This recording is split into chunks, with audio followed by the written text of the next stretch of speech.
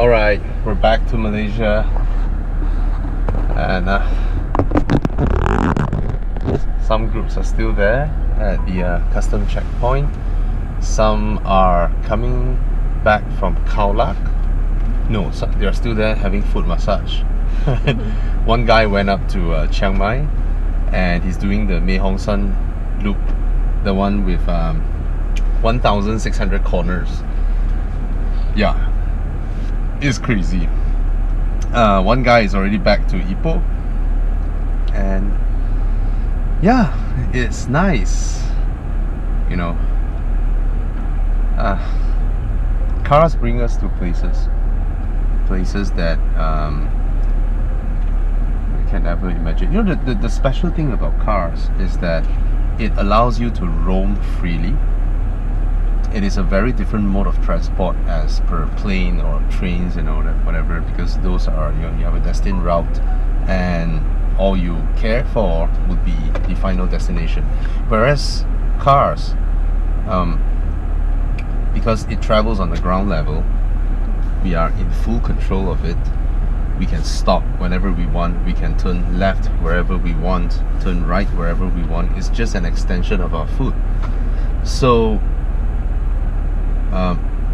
I think I've said this a couple of times, whereby when you wear a pair of shoes, it allows you to go further distances, right? You ride a horse, that extends in a big manner, but a car really extends that to full, and we get to absorb in everything that we pass by, the sight, the smell, the experiences and all that.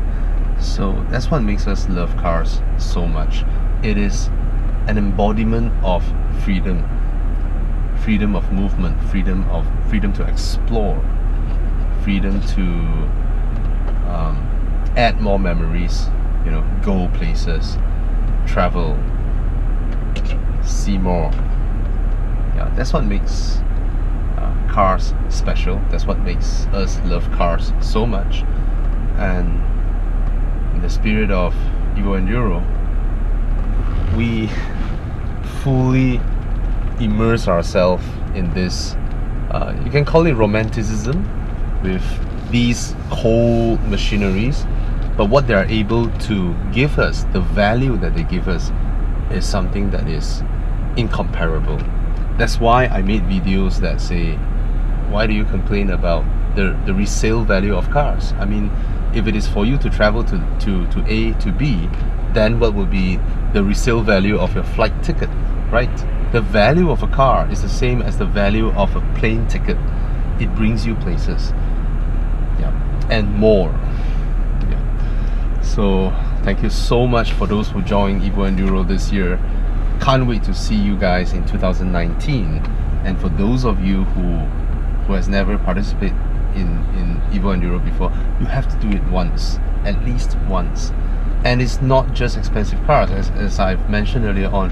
It's for people who made sacrifices in their quest for owning something that is a little bit special. Some are not special, you know, but overall we are owners who have to experience cars that maybe they cost more to maintain, maybe they are more troublesome to take care of, or they suffer great depreciation, or we're gonna burn our brake pads, or we're gonna blow a turbo, you know, you have a wastegate that's stuck, fuel pump that failed, or cars that rust.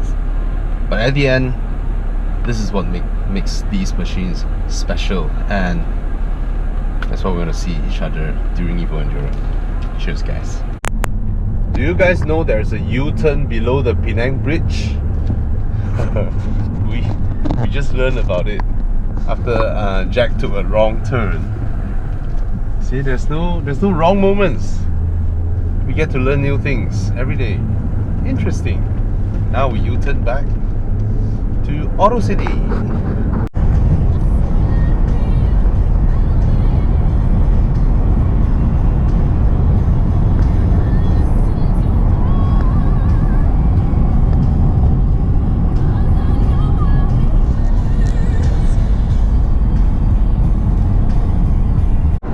So we're back in Malaysia, and oh, the scorching heat. Right. So Jack Barrett and his wife is in the Volvo S90, and Con is in the XC60. The others at the back in the C43s, and Bing is also making her way back. So yeah, this concludes it, and then we will have an entire month of collecting all the images that you all sent in from all over Malaysia, every corner of our country, you know, interesting places. Maybe it's just a stream behind your house, you know, or a nice place to have chendol around your neighborhood. Maybe you send in the picture from Sabah, maybe someone sent in from Malacca, someone sent in from Guamusang, you know, places that you know but other Malaysians doesn't, and we all want to share. So please put these images up on Instagram, and then with the hashtag Sayangi Malaysiaku, love Conti. Why Conti is doing all this? Because as a tire company, it understands its purpose, right? Tire companies make cars go distances, allow us to travel in comfort, in safety, be it rain or shine. And it is this ability for us to travel that allows us to experience more, to see more. So Continental, as a brand that has been in Malaysia for so long, has been with Malaysians for so many years. They have a plant in Penang, they have a plant in PJ, they have a plant in Alostar. They are the biggest tire boys in Malaysia.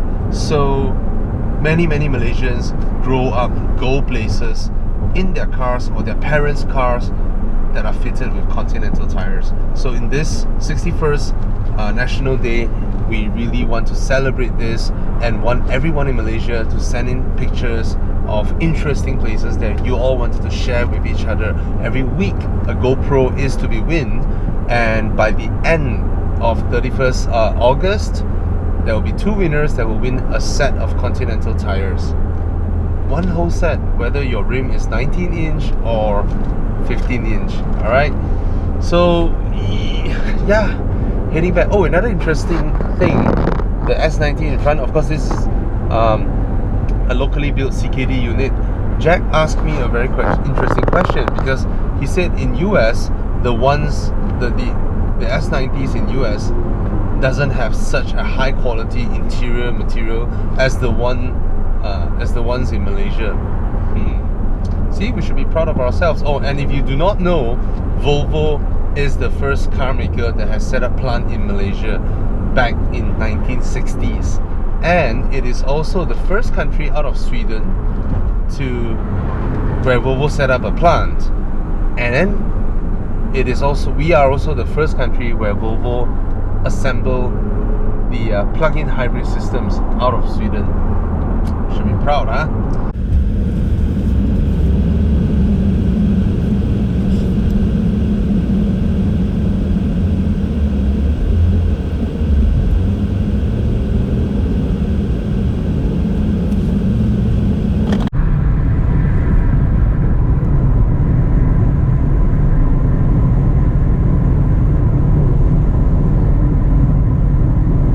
Stuffs happen. So I just got this warning sign pop up saying that I have my car has detected tire pressure loss.